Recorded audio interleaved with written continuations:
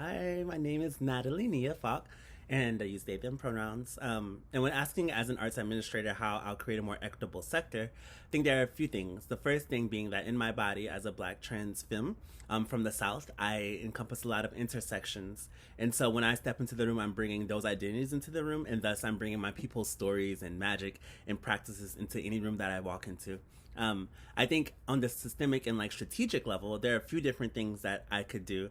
I think it starts off with the creating an assessment. So systemically and interpersonally, why are things the way that they are? What are things I'm seeing in my communities, and what are the trends I'm seeing nationally that cause barriers to folks who are most directly impacted into having access to the art sector, having access to creativity, to imagination.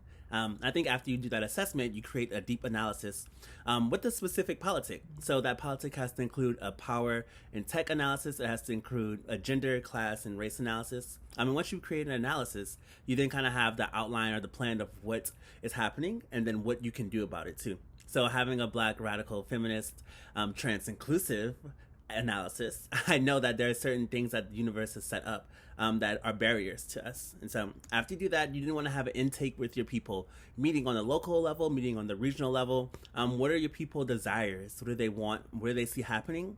And then you kind of collectively visualize with them. After you collectively visualize, I would then create the infrastructure. Being part of alternate roots means having access to resources and the folks who can build the infrastructure to actualize the things that we visualized.